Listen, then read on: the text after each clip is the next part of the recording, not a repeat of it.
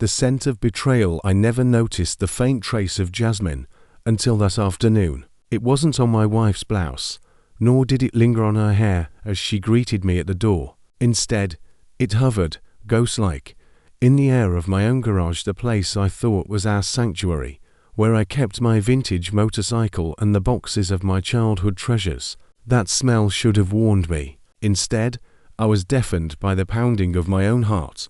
My name is Daniel Kearney. I turned 35 2 months ago. By all outward appearances, my life was perfect. A solid marriage of 8 years to Olivia, a beautiful boy, Ethan, and a house in the suburbs with enough extra bedrooms to house guests, craft projects, and my slowly growing collection of vinyl records. My brother, Marcus, was the first person I saw strike out on his own, moving into a dingy studio down the street after college. We'd been close, perhaps until yesterday. I pulled into the driveway at exactly 5:14 p.m. military time, as I'd trained myself to do during my years in logistics at the defense firm. My routine was flawless: park the car, carry my backpack to the kitchen, greet my wife and son. Yesterday, at exactly 5:14 p.m., I opened the car door and stepped into a quiet home. Today, the silence was darker, heavier, like the air had thickened in my absence. I set my backpack on the seat, turned toward the garage door. It meant to tidy the workbench and toolbox sat open, the wrench half pulled out. Instead, I froze. Through the window, I saw her, my wife, leaning against my Harley, hair tousled, lips parted. And then, behind her, I saw him, Marcus, my little brother, kneeling as if to adjust something near her calf. Except his hand was resting on her hip, except his head was tilted closer, heartbeats away from whispering something into her ear. I blinked. My legs turned to jelly. The jasmine scent grew stronger, an exotic perfume it never associated with either of them. I backed away, slid the car door shut, and watched through the grimy panes as they laughed. Flashbacks in shattered glass. My mind raced back to simpler times. Marcus and I in the backyard, chasing fireflies. Olivia and I at our wedding, soft rain drizzling down petals as we shared our first, cautious kiss. Our early years, laughter in the kitchen over burnt toast, me teaching her to change a tire on my old hatchback. I'd always trusted that what bound us, blood for me and love for her, would never break. 8 years ago, when we first met at that college art show, I'd been intrigued by her spark. She wore knee-high boots and the leather jacket, and Shed just dunked her finger into a bowl of hummus. I joked that Shed found a new use for professionals. She laughed. That laugh had become my favorite sound. We married a year later, moved to the suburbs 2 years after that. Then Ethan arrived like a comet, blazing into our lives and transforming us into parents overnight. Life settled into a rhythm: work, school drop-offs, weekend picnics, bedtime stories. I thought we were unbreakable. And then I let Marcus move in with us. Had lost his job after a messed up investment, and his apartment was crawling with roaches. I told Olivia it was temporary, a few weeks, I promised. She agreed. Weeks turned into months. He began to work odd shifts at the local hardware store. He took over our guest bedroom. He borrowed my car. He ate my food. I thought it was family solidarity. Only now do I see that every tiny indulgence was a breadcrumb trail to this moment. 3. The confrontation I didn't choose to storm in. My body did it on its own. By the time I reached the garage door, I was shaking so violently that I had to grip the handle to pull it open. The door rattled on its tracks, and they both turned. Her eyes widened first. Olivia's hazel eyes, so warm they could melt ice, but now they were cold like two shards of broken glass. Marcus froze mid-motion, the wrench clattering to the ground. The jasmine perfume clung to her throat, and she looked wilty. "Daniel," she said, her voice flat, as if practicing a speech. He swallowed. "Don, I cut them off before they could finish." "How long?" My voice was rough, so low it felt like gravel tearing my throat. I watched as Olivia's face crumpled. This was the first time I saw her cry in our entire marriage, and this was the cause. "A few months," she whispered. "I didn't know how to tell you. I'm sorry." "A few months," I echoed. You've been lying to me 4 months. Married to me. Living under my roof. Raising my son. He made me feel alive, she sobbed. You're busy, Daniel. Work, practice, TA meetings. You've been so present you're almost not here. He listened. He touched me. I looked at Marcus, my kid brother, whom he'd held as a toddler when our mother left us, whom he'd defended from playground bullies, whom he'd celebrated birthdays with. His shoulders were slumped. His eyes contained shame and never taught him to feel. You knew I'd kill you, I whispered. He nodded. I'm sorry. I never meant. I didn't set out to hurt you. But I love her. I looked at her. Do you love him? She hesitated, tears streaming. Yes. It was confirmation enough. I turned and collapsed onto a work stool, the world spinning. Jasmine, my wife's perfume, my brother's betrayal. The flashlight on the bench flickered overhead. I covered my face with my hands and wept for the years I'd wasted, the trust I'd given away, the life I thought we shared. IV.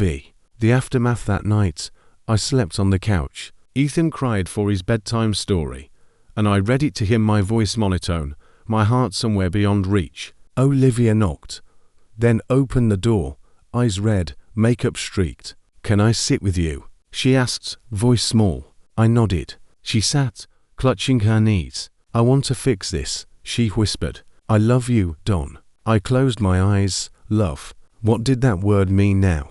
Love had become a lie. You can't fix this, I said. You broke me. She reached for me. I recoiled. She wept. He wept.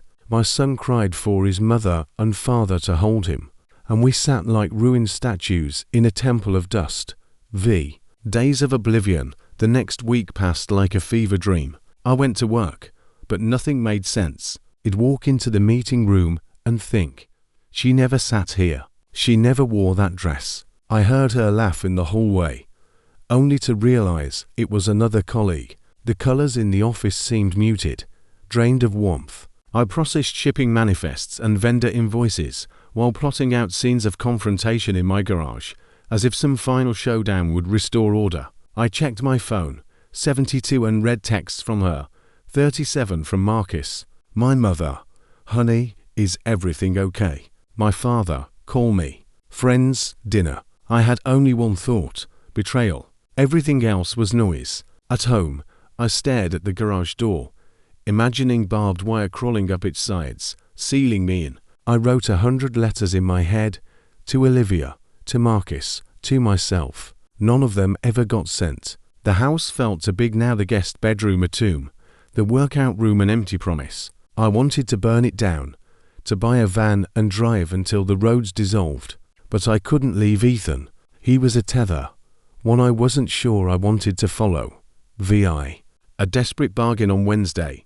I found Marcus in the kitchen, washing dishes, her favorite ceramic plates, the ones she insisted we imported from Italy. He looked up at me, startled. Stop, I said. He dropped the sponge.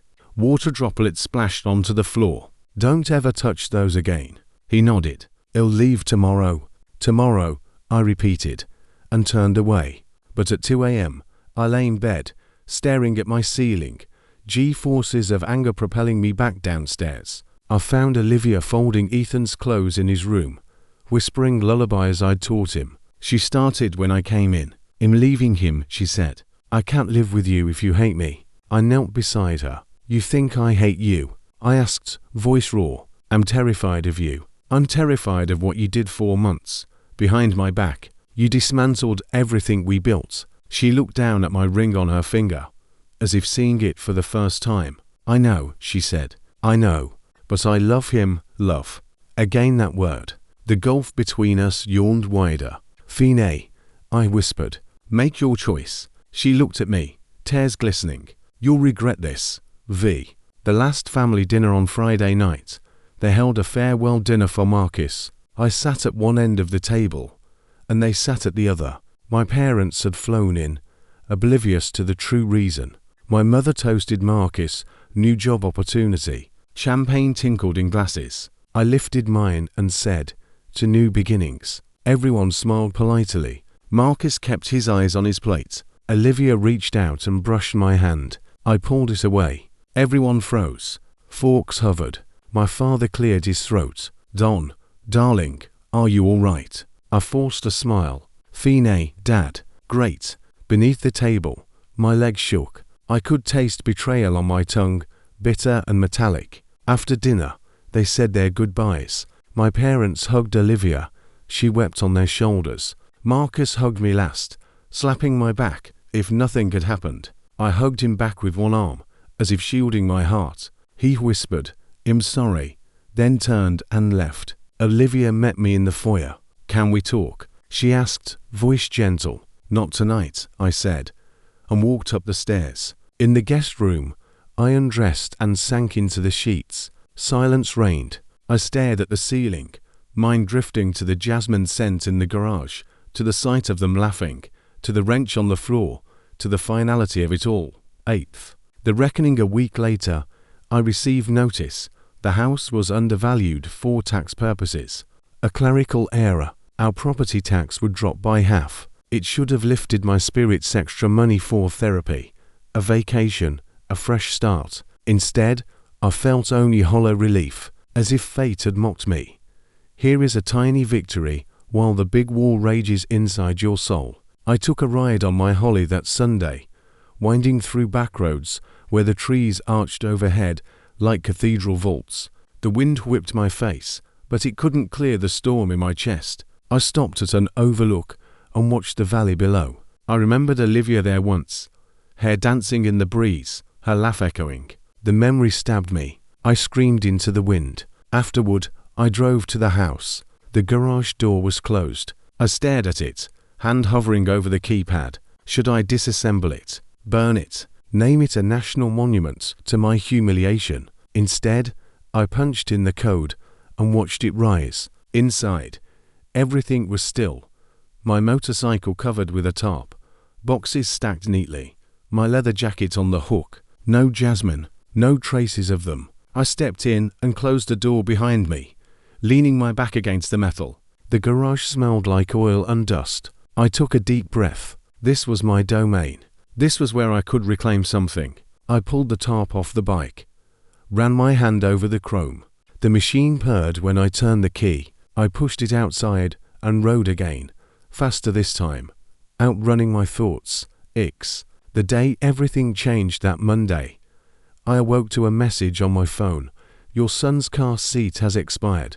Bring him to the pediatrician for installation. It was a reminder I'd set months ago. In the rush of my pain, I'd forgotten. I arrived early and sat in the waiting room. Parents chatted about school, vacations, soccer practice. I watched their interactions with a strange longing.